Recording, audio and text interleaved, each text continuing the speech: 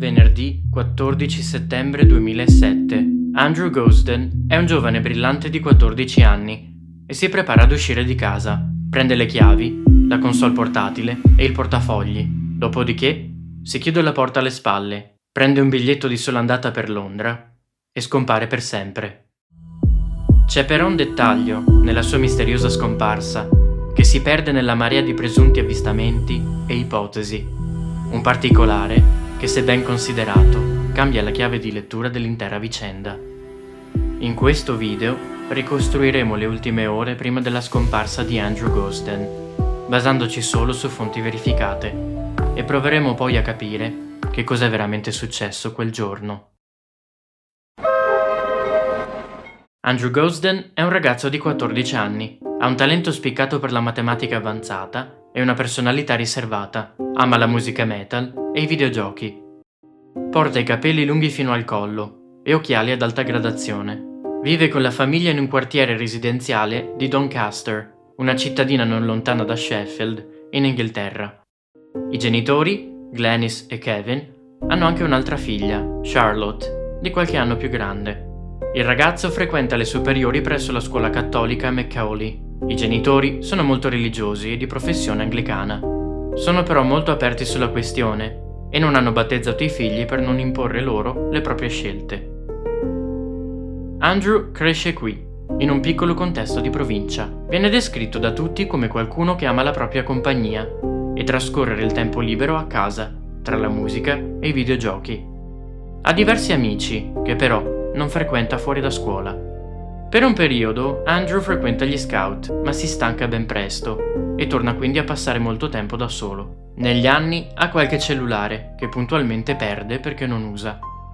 Quando succede di nuovo, all'età di 12 anni, e i genitori si ripropongono di acquistarne un altro, Andrew rifiuta e chiede piuttosto un Xbox. Un aspetto importante di Andrew è la sua attività accademica. Il suo registro di presenze a scuola è impeccabile e ottiene senza sforzo il massimo dei voti in tutte le materie. È particolarmente predisposto per la matematica e i genitori immaginano per lui un futuro a Cambridge. Andrew non manifesta mai un interesse particolare per una qualsivoglia carriera ed è concentrato solo sul presente. A scuola si annoia, i corsi sono troppo facili e l'unico evento degno di nota nella sua vita è stato un campo estivo in cui ha avuto modo, per 2 settimane, di sperimentare la vita all'Università di Lancaster. Il 14 settembre 2007 è un venerdì. La madre di Andrew, Glenys, lo sveglia per andare a scuola e nota che il ragazzo è irritabile. Lo nota perché di solito la mattina è sempre pronto e di buon umore. Alle 8:05 Andrew esce di casa e viene visto da un vicino mentre attraversa il parco di Westfield e si reca alla solita fermata dell'autobus. Quel giorno però Andrew non sale sul mezzo e cambia percorso. Si reca a un bancomat poco lontano e qui preleva 200 sterline. Alcune telecamere a circuito chiuso lo riprendono mentre torna a casa. Una volta rientrato, Andrew va in camera sua e si cambia, rimuove l'uniforme scolastica e la ripone con cura su una sedia.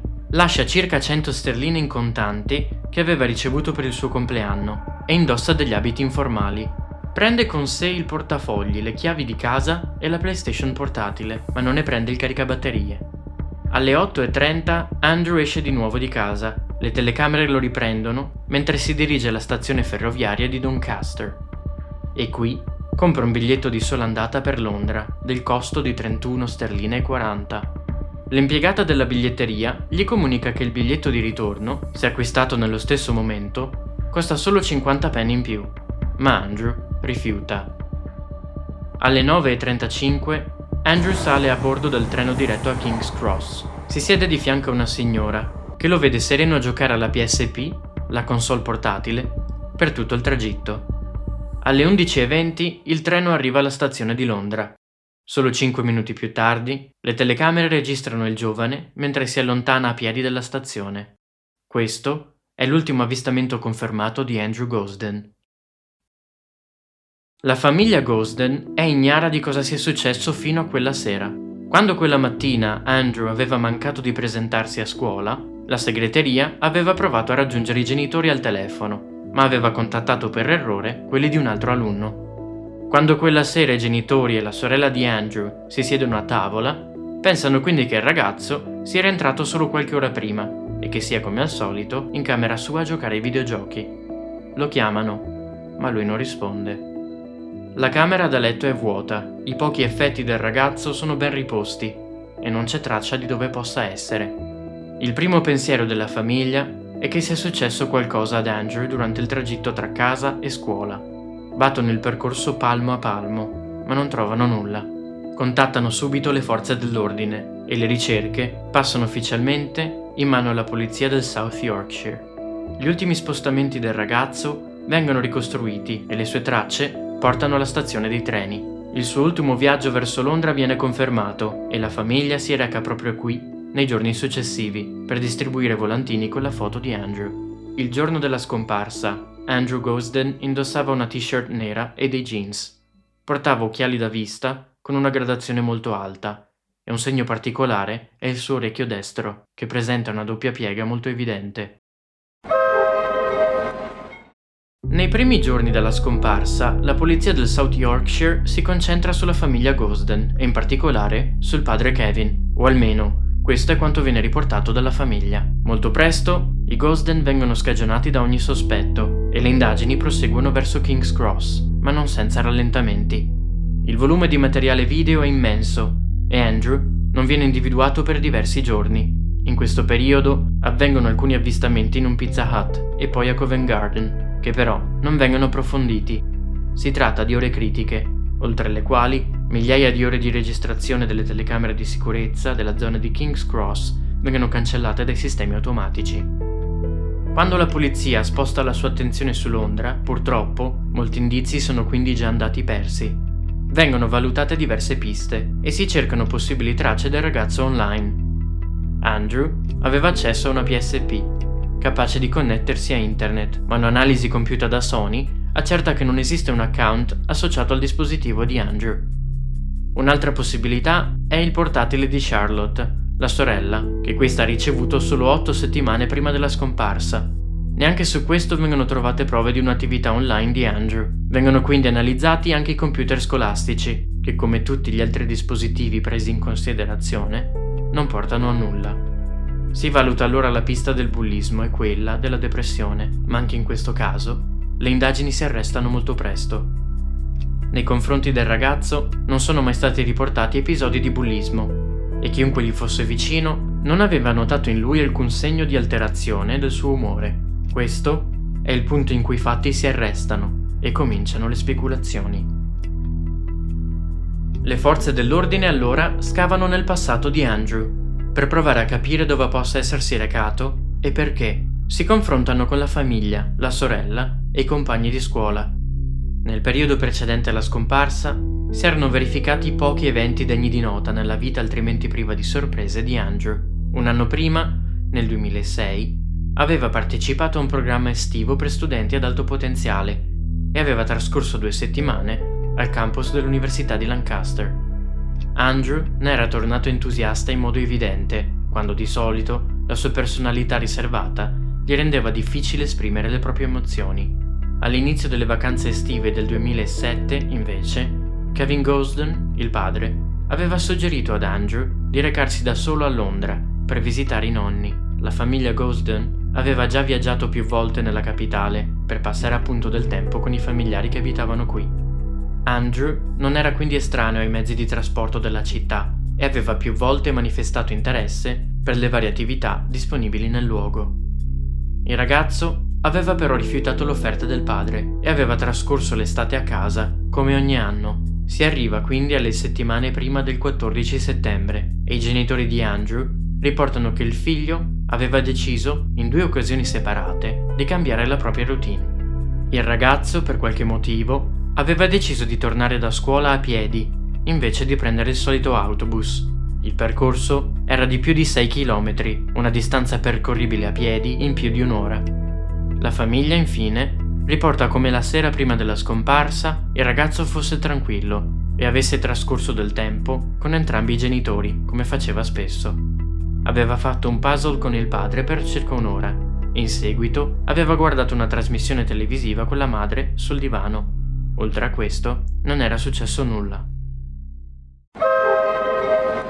Questo è uno dei casi più dibattuti nei forum da detective da poltrona, in lingua inglese, e non tarda mai di riaffiorare nei notiziari ciclicamente, come solo casi enigmatici come questo sanno fare. Esiste un subreddit dedicato, tuttora in attività a quasi 20 anni dai fatti, e riceve centinaia di interazioni ogni giorno. La totale assenza di una conclusione di questa storia spinge migliaia di persone a chiedersi se forse, con un piccolo sforzo collettivo, non sia possibile trovare una risposta alla domanda su cosa sia successo ad Andrew Gosden. Sul caso sono state formulate innumerevoli ipotesi, tutte con diversi gradi di plausibilità. Possiamo quindi ora passare ad esporle una, per poi, come al solito, sottoporle a uno scrutinio. L'allontanamento volontario è l'elemento comune a quasi tutte le teorie. I video e le testimonianze dei vicini confermano che quel giorno Andrew era da solo. Quello su cui le varie ipotesi si concentrano è quindi perché abbia deciso di recarsi a Londra e che cosa sia successo subito dopo. Nei momenti subito successivi alla scomparsa, la famiglia di Andrew ha provato a proporre diverse ragioni per cui il ragazzo avrebbe potuto recarsi a Londra.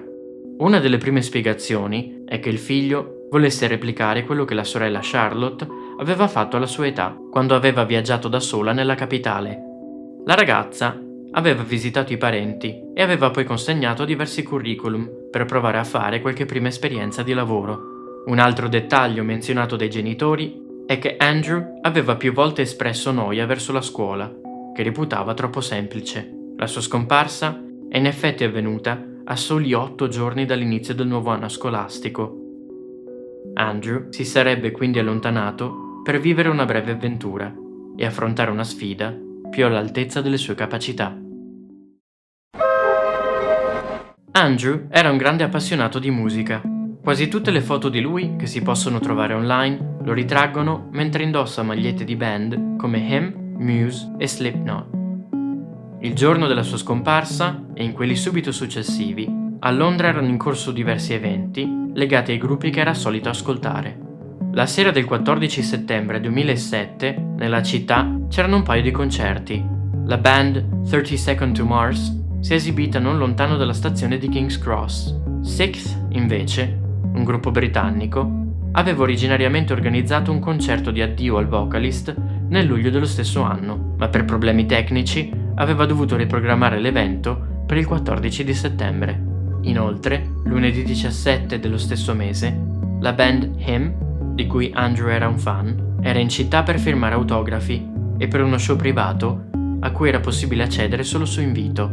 Per ottenere questo invito era necessario completare piccoli giochi ed enigmi nei giorni precedenti. Andrew avrebbe quindi potuto decidere di passare qualche giorno a Londra per partecipare al concorso e provare a vincere un biglietto.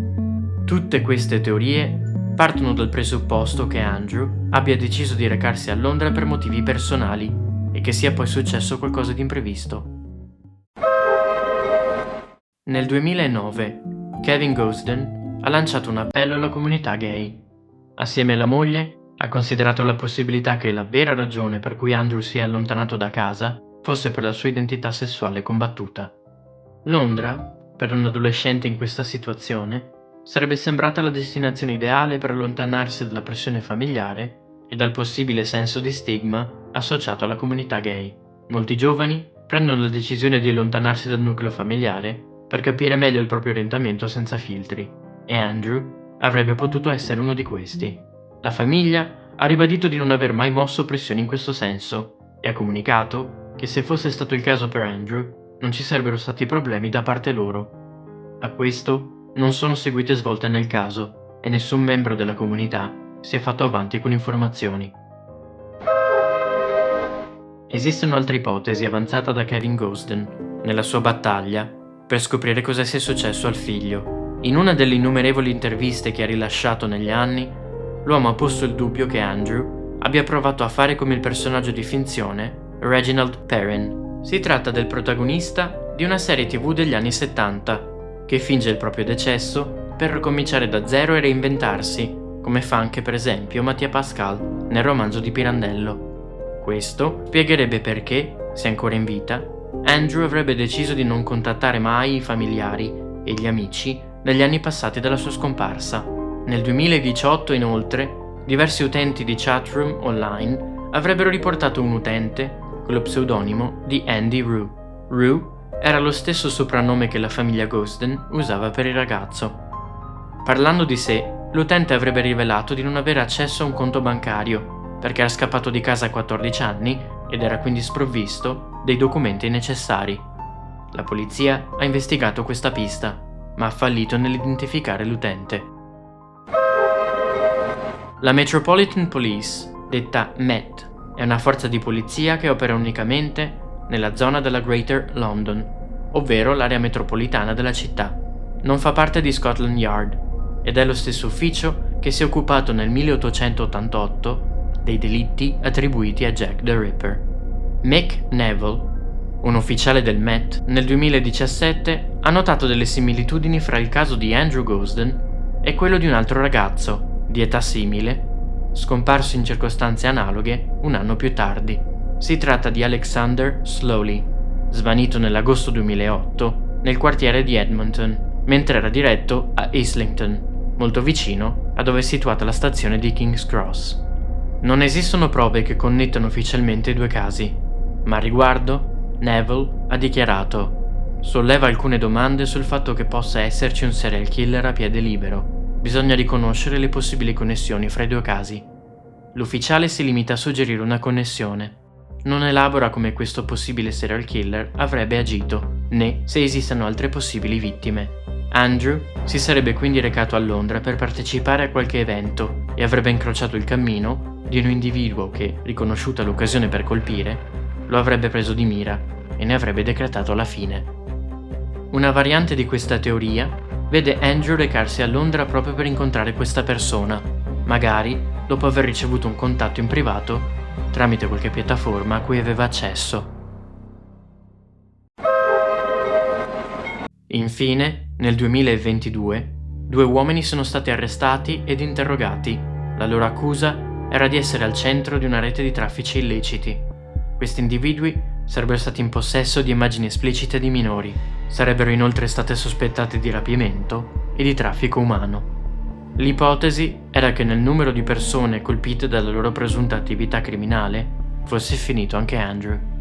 Nel 2023, dopo più di un anno di indagini, entrambi gli uomini sono stati scagionati e ritenuti completamente estranei alla vicenda.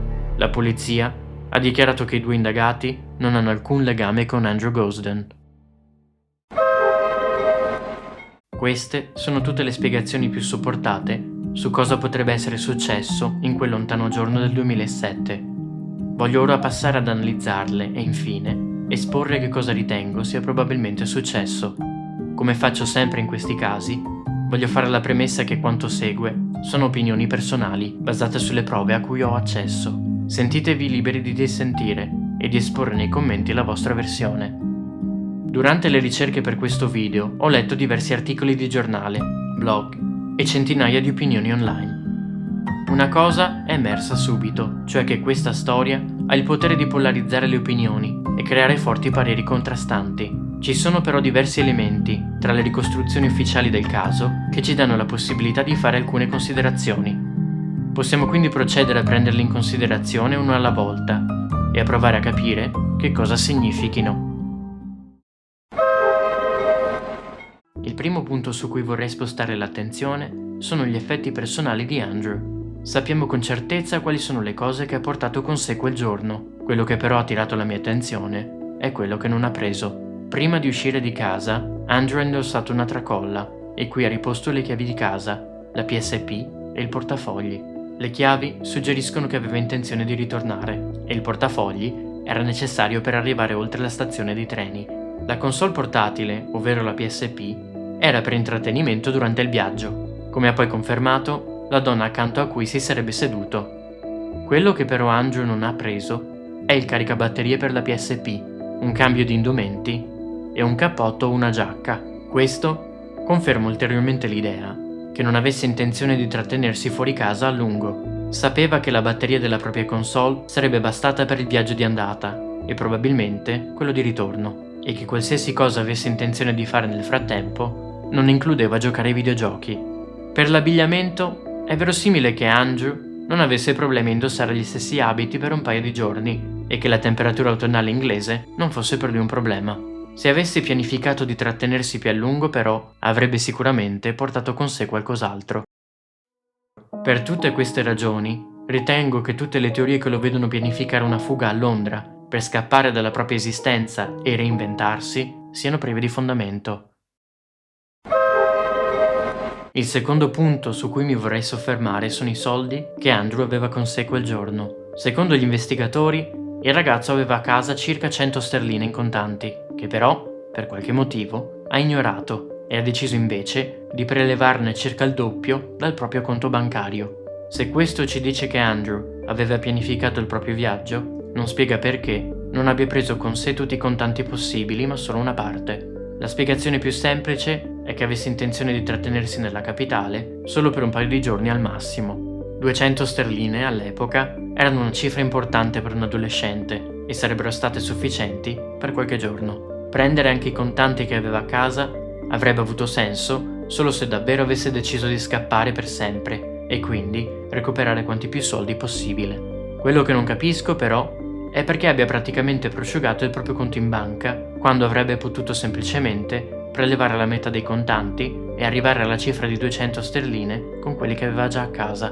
Questo piccolo dettaglio mi fa sospettare che il motivo sia un altro. I soldi che Andrew aveva a casa erano di facile accesso ai suoi genitori. Come è poi successo, una volta confermata la sua scomparsa, la famiglia ha presto controllato gli effetti personali di Andrew e verificato che cosa mancasse all'appello. Non è mai stato precisato se Glenys e Kevin controllassero i suoi contanti o se li tenessero al sicuro per lui, ma questa circostanza mi suggerisce che Andrew sapesse che i suoi genitori avevano sotto controllo le sue finanze a casa e abbia deciso di prelevare dal proprio conto per non destare sospetti. Sapeva che i suoi genitori non avevano accesso diretto ai suoi risparmi in banca e che avrebbe potuto quindi contare su questi per eseguire il proprio piano indisturbato. Nei giorni precedenti alla scomparsa, Andrew aveva cambiato la propria routine in 2 occasioni su sua missione, ovvero quando aveva deciso di non prendere l'autobus. Il ragazzo non avrebbe spiegato il motivo di questa sua decisione e i genitori non avrebbero insistito. Questo, per me, ha solo 2 possibili spiegazioni. La prima possibilità è che le forze dell'ordine abbiano fallito nel fare un'analisi completa della situazione scolastica di Andrew e che la loro conclusione sul fatto che non avesse mai subito bullismo fosse errata. Gli adolescenti spesso falliscono nel lanciare richieste d'aiuto esplicite. Inesperienza, orgoglio e vergogna sono alcune delle ragioni che portano migliaia di giovani ogni giorno a scegliere di sopportare in silenzio. Sospetto che molti di quelli che stanno guardando questo video lo abbiano provato sulla propria pelle.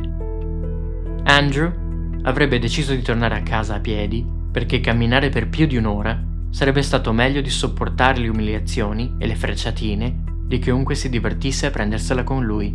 Diverse persone online sostengono di aver frequentato all'epoca la stessa scuola e secondo queste Andrew non aveva un vero gruppo di amici e in realtà era molto spesso vittima di bullismo. Sono sempre molto scettico su dichiarazioni inverificabili fatte in internet. Questa ricostruzione, però, è comunque molto plausibile. La seconda ragione per cui Andrew potrebbe aver scelto di ritornare a piedi è la preparazione. Se avesse deciso di andare a Londra qualche giorno prima e non il giorno stesso, avrebbe avuto senso fare un sopralluogo e studiare la fattibilità del suo piano. Non sappiamo quanto spesso prelevasse contanti, né se frequentasse lo stesso sportello a cui si è poi recato quel giorno. Come tanti, però, anch'io sono stato un ragazzino introverso e non mi riesce difficile immaginare che qualcuno come Andrew potesse avere qualche forma di ansia sociale nei confronti di attività pratiche come questa. Fare qualche prova avrebbe potuto rassicurarlo. Che avesse inoltre problemi a relazionarsi con persone o a compiere attività fuori casa è stato confermato da chiunque lo frequentasse. Ipotizzare che abbia deciso di prendere le misure del suo piano in anticipo non è verificabile, ma è coerente con il profilo descritto da chi era attorno a lui. Come abbiamo visto, Andrew non aveva accesso a un cellulare perché lo aveva perso 2 anni prima. Non aveva un account Sony nella propria PSP e quindi non avrebbe avuto accesso a internet. Infine, non sono state trovate sue tracce di attività online né nei computer scolastici né nel portatile della sorella Charlotte. Questo gli avrebbe reso impossibile essere in contatto con terze parti e la sua scomparsa sarebbe quindi solo frutto di una decisione personale. Tra gli interessati al caso, però, alcuni suggeriscono che Andrew avesse mentito sul proprio cellulare e che non lo avesse perso affatto. Avrebbe quindi potuto custodirlo in segreto e usarlo per comunicare con qualcuno, magari qualcuno che abitava a Londra. Questa possibilità, però, non resiste a un primo scrutinio. Per utilizzare un cellulare è necessario un piano tariffario e in ogni caso del denaro. Andrew non aveva un lavoro e avrebbe quindi dovuto passare per i propri genitori, che avrebbero quindi scoperto il cellulare segreto molto presto. Inoltre, è molto improbabile che sia riuscito a tenere nascosto qualcosa come un cellulare per più di 2 anni. Quello che però ho scoperto dopo una rapida ricerca online, e grazie a diverse osservazioni fatte sul subreddit dedicato al caso, è che non era necessario avere un account Sony per navigare in internet con una PlayStation portatile. Inoltre, viene spesso citato il fatto che Charlotte avrebbe ricevuto il proprio laptop solo 8 settimane prima e che quindi Andrew non avrebbe avuto il tempo di imparare a usarlo. Questa mi sembra una deduzione frettolosa. Andrew, come tutti i suoi coetanei, è cresciuto a contatto con la tecnologia e aveva accesso ai computer scolastici. Non avrebbe avuto problemi a usare il portatile della sorella e 8 settimane sono più o meno la durata delle vacanze estive in Inghilterra. Questo significa un'enorme quantità di tempo libero per un adolescente. Nascondere la propria attività online all'epoca, inoltre, era molto più semplice di adesso.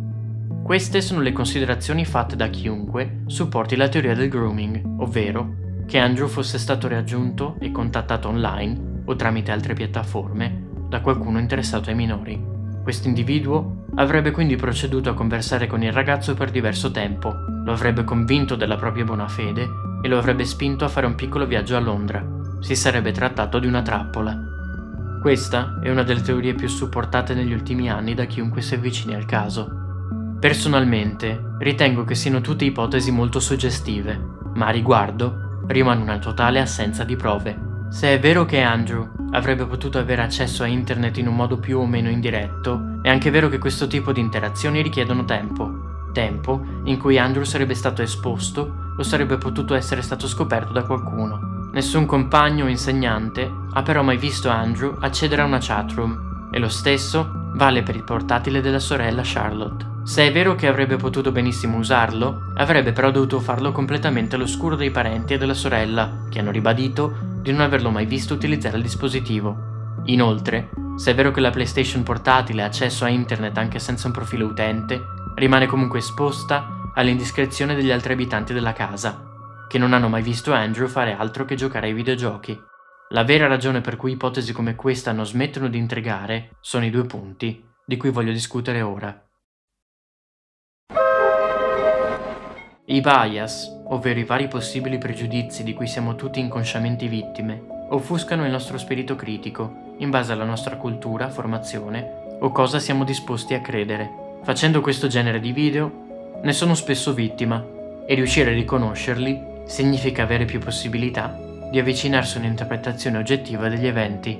In questo caso ne ho individuati 2. Il primo è il fatto che spesso si indugia sul fatto che Andrew fosse un genio e quindi non potesse commettere errori altrimenti concessi a un ragazzino di 14 anni. Questa è una trappola in cui è facile cadere. Andrew era competente in materie scolastiche, ma come abbiamo visto, aveva carenze in altri ambiti, come quello sociale. Era umano e soprattutto non aveva esperienze pratiche di viaggio in solitaria. Il secondo è la presunta incompetenza della polizia del South Yorkshire. La famiglia Gosden ha più volte ribadito quanto le forze dell'ordine abbiano perso tempo prezioso nei momenti iniziali dell'investigazione. Questi sarebbero stati il solo focus delle indagini in un momento critico, quando le telecamere di sicurezza puntavano il dito in altre direzioni. Inoltre, si trovano molte testimonianze online che riportano quanto la realtà scolastica di Andrew fosse ben diversa da quella ricostruita dagli agenti, ovvero Andrew sarebbe stato vittima di bullismo e non avrebbe avuto amici. Queste interpretazioni si basano sul presupposto che la verità suggerita dai Gosden sia quella oggettiva e che le testimonianze online siano veritiere. Il dovere delle forze dell'ordine è svolgere le indagini e non informare il pubblico, Che si siano davvero concentrati solo sulla famiglia Gosden e abbiano trascurato le altre piste non è verosimile. Questo invece entra perfettamente nella procedura investigativa di un'organizzazione che deve tutelare la segretezza delle indagini. Il fatto che non abbiano comunicato ai Gosden di essere in procinto di valutare altre ipotesi non vuol dire affatto che non lo stessero facendo. Infine, nella stragrande maggioranza dei casi, quando un adolescente scappa di casa, la motivazione risiede nelle dinamiche familiari. Quindi, che la polizia abbia indagato i Gosden ribadisce la loro competenza e non il contrario. Questo ci porta al vero punto di svolta della vicenda. Il dettaglio, che se malinterpretato, ha il potere di cambiare il senso dell'intera vicenda. Dettaglio su cui mi voglio concentrare ora. Questo dettaglio è il biglietto di sola andata per Londra. Il 14 settembre 2007 Andrew si è recato alla stazione dei treni e ha acquistato un biglietto per Londra. Alla domanda se volesse acquistare anche quello di ritorno per lo stesso prezzo, ha scelto di non farlo. L'interpretazione di questa singola decisione cambia radicalmente l'interpretazione degli eventi successivi. La maggior parte delle persone sceglie di interpretarla come la sua volontà di tagliare i ponti con la famiglia e di andarsene per sempre. La scelta fatta da Andrew, fino a quel momento, come l'aver preso le chiavi di casa e l'autonomia limitata della batteria della sua PSP, suggeriscono che stesse pianificando un rientro. Il non aver preso il biglietto di ritorno, apparentemente, contraddice questa lettura. Del resto, Andrew era un genio e non avrebbe potuto commettere un errore. Io penso che le cose non stiano veramente così. Andrew era sicuramente intelligente, ma a questo affiancava forti problemi a interagire con le persone e rimaneva un ragazzo di 14 anni con una limitata esperienza di vita che stava facendo qualcosa di molto lontano dalla sua zona di comfort. Era probabilmente sotto stress e la sua priorità era salire sul treno per King's Cross. La sua risposta sul biglietto tradisce il nervosismo, fretta e la volontà di non volersi porre un limite orario, non quella di sparire nel nulla alla fine di un piano geniale. A quanti di noi da ragazzini è capitato di fare la scelta sbagliata sotto pressione? Andrew aveva pianificato il suo viaggio a Londra e non aveva probabilmente pensato alla possibilità di dover acquistare il biglietto di ritorno sul momento. Non aveva idea di quando sarebbe potuto tornare e quindi non avrebbe saputo scegliere un biglietto di ritorno. Questa scelta arriva dopo gli altri preparativi ed è l'eccezione, non la regola. Quello che i più interpretano come la volontà di non tornare può semplicemente rappresentare l'intenzione di non voler scegliere sul momento. Passiamo quindi al vero nocciolo della questione, che è che cosa sia successo subito dopo. Tutte le ipotesi che scelgono di interpretare questa singola scelta come la volontà di scappare di casa nascondono la paura più profonda che Andrew non sia più in vita. A distanza di 20 anni dagli eventi, le uniche possibilità che Andrew sia ancora in vita esigono che abbia scelto di cambiare vita o che abbia deciso di perseguire una diversa identità sessuale. Entrambe decisioni che giustificano la totale assenza di un contatto da parte sua verso i familiari negli anni. L'altra possibile spiegazione è che semplicemente sia deceduto. I sostenitori di queste ipotesi sono le persone più interessate a credere che Andrew sia ancora in vita, ovvero i suoi familiari. Ritengo che tutte le possibilità proposte dai Gosden negli anni siano viziate dal bisogno profondo di credere che Andrew sia ancora da qualche parte là fuori, nonostante la totale mancanza di prove. Voglio quindi concludere questa analisi con quella che ritengo essere la spiegazione più probabile di cosa sia successo davvero ad Andrew Gosden quel venerdì 14 settembre 2007. Quanto segue è una ricostruzione che sono riuscito a fare grazie al confronto con diverse persone e l'enorme lavoro fatto in precedenza, qui su YouTube, da tutti quelli che hanno trattato il caso prima di me. Tutti gli indizi dicono che Andrew aveva deciso di passare una giornata a Londra da qualche tempo. Sapeva che quel venerdì avrebbe camminato a lungo e tornare a piedi da scuola era parte dei preparativi. Quella mattina Andrew Gosden si sveglia. Forse è nervoso, o forse questa è l'interpretazione di una madre in preda ai sensi di colpa, che a distanza di anni ripensa a quel giorno e si chiede se avrebbe potuto capire che c'era qualcosa che non andava. Quel giorno Andrew prende le chiavi di casa perché sa che tornerà presto, forse anche prima che i suoi genitori se ne accorgano. Non prende il caricabatterie della propria console perché sa che il viaggio dura solo un paio d'ore. preleva 200 sterline perché sa di quanti soldi ha bisogno e non prende i contanti che ha a casa per non allarmare i genitori. Prende un biglietto per Londra perché qui c'è qualcosa che vuole fare e non prende quello di ritorno perché per quel giorno vuole essere libero. Ha sempre rispettato le regole, non ha mai fatto niente per sé e solo per oggi vuole prendersi un piccolo spazio in un momento di ribellione. Ai genitori vuole chiedere il perdono e non il permesso e sa che presto avrà una storia da raccontare a scuola. Forse, dopo questo, gli altri lo prenderanno sul serio. Forse vuole andare a un concerto, forse vuole fare qualcos'altro, ma in ogni caso finisce in un ambiente insicuro e qui viene notato da qualcuno che sa che concerti e altri eventi di massa attirano persone di ogni tipo, tra cui adolescenti senza supervisione. Andrew scompare nella folla e quella che doveva essere una giornata di ribellione adolescenziale diventa un incubo. Finisce vittima di un predatore o forse di traffico di organi. Entrambe possibilità che implicano la sua fine e l'occultamento dei suoi resti. Così Andrew scompare per sempre. In seguito arrivano decine di migliaia di persone che scoprono la sua vicenda, che come tutte le storie senza un finale, li attira per la totale assenza di risposte. In molti iniziano a vederlo nello sguardo assente di qualche turista stanco nel centro di Londra, o nei capelli castani di qualche abitante dei quartieri popolari. Spinti dal desiderio che il giovane genio sia ancora in vita, raccontano di come abbia deciso di fare come altri geni incompresi e ricominciare una nuova vita, quando in realtà la spiegazione più semplice è la più cruda. Andrew Gosden ha lasciato la casa dei genitori per una piccola avventura, ha incontrato la persona sbagliata e non è mai più ritornato. Cercando risposte su Reddit sui contanti che Andrew aveva con sé quel giorno, l'utente Pretend Outside mi ha fatto notare che il 14 settembre 2007 a Londra c'era un altro evento riguardante qualcosa a cui sappiamo per certo che Andrew fosse interessato: il lancio della PSP Lite, la versione più performante della console che aveva sempre con sé. Il prezzo? Circa 140 sterline. Questo spiegherebbe la quantità di soldi prelevati da Andrew. E all'improvviso anche la decisione di non prendere con sé il caricatore per la propria console portatile acquista un altro significato. Non sarebbe stato necessario, perché a breve avrebbe acquistato il modello successivo, venduto comodamente assieme allo stesso caricabatterie. Il pubblico a cui un simile evento di lancio era indirizzato erano proprio giovani appassionati di videogiochi, pubblico di cui l'età media è molto bassa. Questo purtroppo sarebbe stato l'ambiente perfetto per chiunque avesse pessime intenzioni e un interesse sinistro verso i minori. Questa è la teoria che ritengo più plausibile su cosa sia successo ad Andrew Gosden in quel venerdì di quasi 20 anni fa.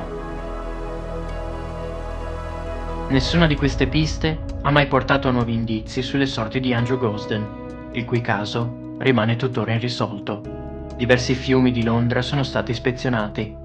Migliaia di volantini sono stati distribuiti, ma nessuno ha mai fornito informazioni attendibili sul ragazzo. Le probabilità che sia ancora in vita diminuiscono ad ogni giorno che passa senza sue informazioni. Questa era la triste vicenda di Andrew Gosden, un caso molto discusso di cui sono a conoscenza da qualche anno e che ho deciso quindi di condividere con voi. Se vi piace questo genere di analisi e deep dive in casi irrisolti di ogni tipo, questo è il canale che fa per voi. Vi ringrazio per tutti i commenti positivi che continuano ad arrivarmi, io vi lascio un saluto e al prossimo mistero.